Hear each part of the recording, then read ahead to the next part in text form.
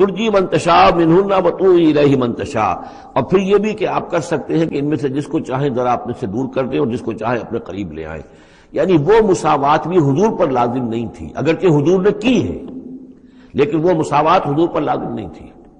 اس لیے کہ آپ کو یہ اجازت دی گئی تھی کہ اگر اپنی ازواج مطہرات میں سے کسی کو ذرا فاصلے پر کر دیں، ذرا اس سے اپنا وقت وغیرہ دینا کم کر دیں تو کوئی حرج نہیں تھا، آپ پر کوئی اس کی ملامت نہیں تھی اللہ کی طرف سے.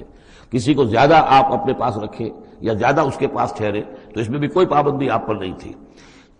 صاف اجازت دی گئی ہے ترجی من تشاء، جو دور ذرا کر دے اپنے سے جس کو چاہے، وتؤوی الیک من تشاء، اور جس کو چاہے اپنے پاس قریب کر لو، ومن ابتغیت ممن عزلت، اور جسے آپ نے کہیں ذرا سا اپنے سے پرے کر دیا ہو اگر انہیں دوبارہ قریب اپنے لانا چاہو فلا جناح علیک، تو اس میں بھی آپ پر کوئی حرج نہیں ہے.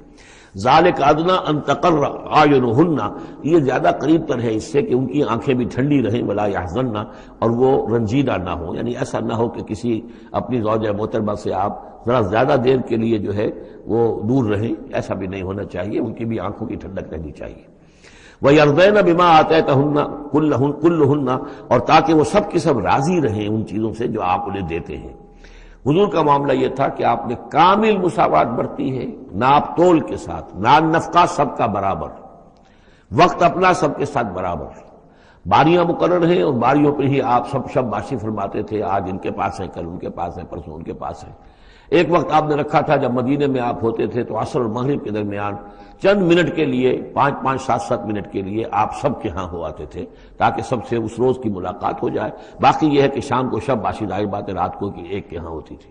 اور ہر چیز کے اندر جو ہے حضور نے صلی اللہ علیہ وسلم پوری مساوات کی ہے. اور اس پر بھی آپ کہتے تھے اللہم ھذا قسمی فیما املک، اے اللہ جو چیزیں میرے اختیار میں ہیں، جن میں ناپ تول ہو سکتا ہے اس میں تو میں نے برابر کی تقسیم کر دی ہے. فلا تلمنی فیما تملک ولا املک، تو اللہ مجھے اس پر ملامت نہ ہو کہ جو میرے اختیار میں نہیں بلکہ تیرے اختیار میں، یعنی میرا دلی رجحان اگر ان میں سے کسی ایک طرف زیادہ ہے تو ظاہر بات ہے انسان کو اس کے اوپر اختیار نہیں ہے. اور یہ سورہ نساء میں آ بھی چکا ہے کہ یہ معاملہ تو تم چاہو بھی تو اس میں تمہارے لیے ممکن ہی نہیں ہے کہ اس قلبی رجحان کو بھی برابر تقسیم کر سکو، یہ تمہارے اختیار میں نہیں ہے. تو ظاہر بات ہے اس کے اوپر اللہ تعالیٰ کی طرف سے بات پرس بھی نہیں ہے. واللہ یعلم ما فی قلوبکم، اللہ جانتا ہے جو کچھ کہ تمہارے دلوں میں ہے. وقال اللہ علیما حکیما، اللہ علیم اور حکیم ہے.